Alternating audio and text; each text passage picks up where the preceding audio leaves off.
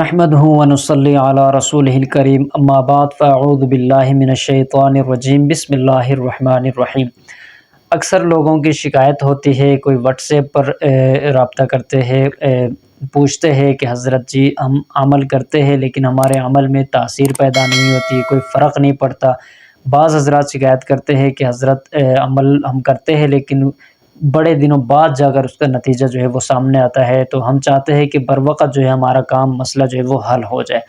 تو اس حوالے سے چند باتیں آپ کے سامنے عرض کروں گا۔ اگر آپ چاہتے ہیں کہ آپ کا جو وظیفہ ہے، جس مقصد کے لیے بھی آپ وظیفہ کرنا چاہتے ہیں، وہ فوراً پورا ہو جائے، آپ کا جو مقصد ہے وہ فوراً پورا ہو جائے، آپ کو حاصل ہو جائے، اگر آپ چاہتے ہیں تو آپ یہ ویڈیو لازمی دیکھیں۔ انشاءاللہ تعالی آپ کے سامنے ہم وہ باتیں عرض کریں گے، اگر ان کے اوپر آپ عمل کریں گے ضرور آپ کو فائدہ ہوگا، آپ کا جو عمل ہوگا وہ 100% آپ کو فائدہ دے گا۔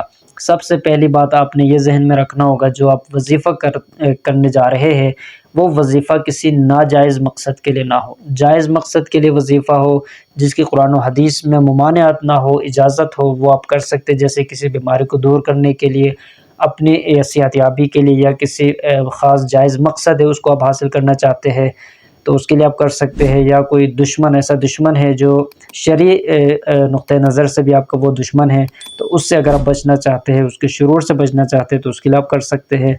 تو سب سے پہلی بات یہ ہے کہ آپ کا جو وظیفہ ہے وہ جائز مقصد کے لیے ہو۔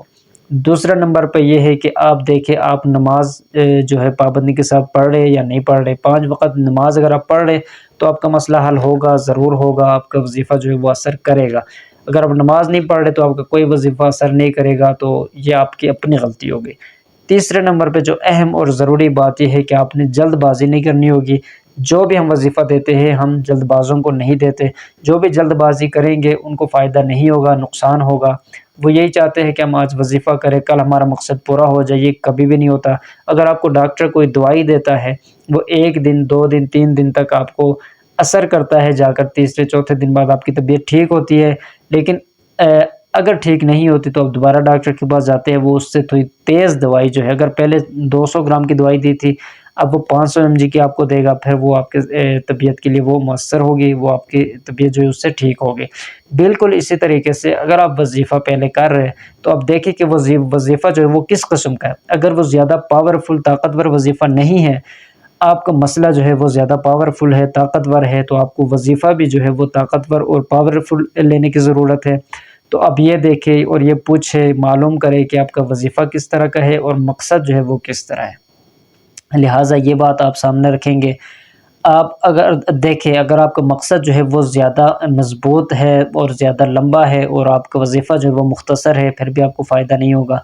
اور چوتھی بات یہ ہے کہ آپ یقین کے ساتھ کریں گے کہ اللہ رب الجلال ضرور بھی ضرور میرے وظیفے میں یہ اثر پیدا کریں گے اور یہ میرا مقصد جو ہے مجھے حاصل ہوگا۔